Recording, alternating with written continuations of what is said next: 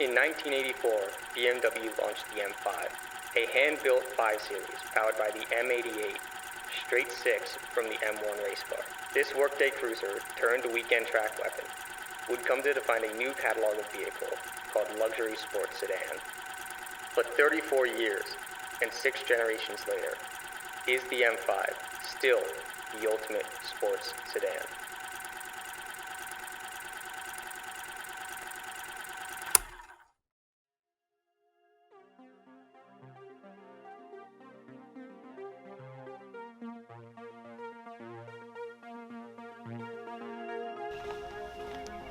I'm Aiden Boylan, and today I'm driving the 2018 BMW M5.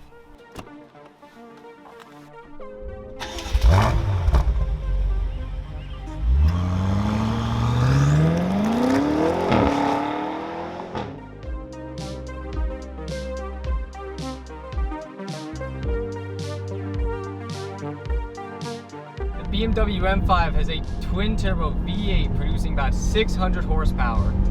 And that power is sent to all 4 wheels in BMW's first all-wheel drive M car. However sacrilegious that may sound, BMW still allows all the power to be sent to the back 2 wheels, so you can still do your usual BMW M drifts and all that. Visibility is surprisingly great in the M5. You can see pretty much all around you with no worries. But you can't see above you because there's no sunroof. BMW actually put a carbon fiber roof in to help lower the car's center of mass and, improve handling that way. And when it comes to handling, they absolutely killed it. The steering is super responsive. This car is absolutely phenomenal in the corners. In no what way does it feel like a big 4-person sedan.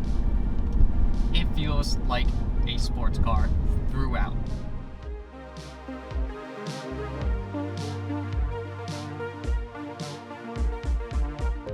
When you sit down in the M5, you're greeted by a nice thick leather-wrapped steering wheel. You have this aluminum carbon fiber-like material on the dashboard. In this car at least, you have the two-tone, kind of like peanut butter tan and black leather. You have piano black trim, which not everyone's the biggest fan of, but I think it looks really good in this car. BMW iDrive is, in my opinion, the best infotainment system that you could have today. The dial is super intuitive and pleasant to use. The touchscreen, if you want to, is super responsive and bright. There's Apple CarPlay. They just nail it every time they use it in the car. You have a digital dash with these aluminum cutouts that actually outline where the dial's going to be once the screen's on. It's actually, in my opinion, a really nice rendition of the modern yet throwback look to it.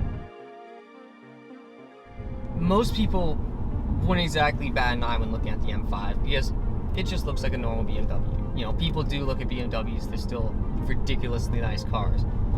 But there's nothing about the M5 that screams at you a 600 horsepower performance car. It's just great and subtle, and it almost has a bit of like a sleeper effect.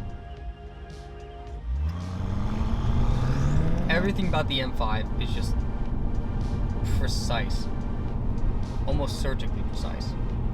If you throw it into a corner, any little mid-corner adjustment you make with the steering is just immediate, and you can just feel it so well. The throttle response is absolutely phenomenal, much better than I was expecting from a turbocharged engine, especially if you keep the revs up to keep the turbo spinning. The brakes are they're almost like hitting a wall. The brakes are so powerful and just absolutely massive if you look at them. And you get this nice blue caliper as a part of the, M sportiness of it.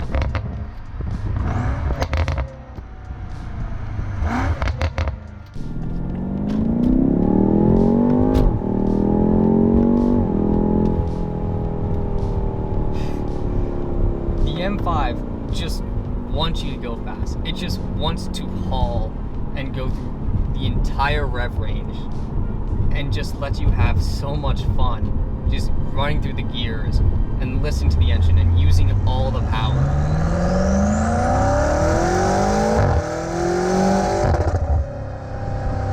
The BMW M5 is certainly the ultimate driving machine. For lack of a better term, just the way that it is. It just does everything right. It's smooth, it's precise, it's comfortable when you want it to be, and an absolute monster when you want it to be. Everything's up to the driver, and the connection that's there between you and this vehicle is almost unmatched.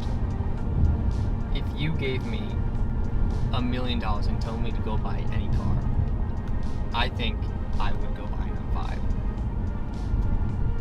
It is the perfect car for just about any and everything that you want to do. And it's going to take me a good amount of convincing to go and buy anything else.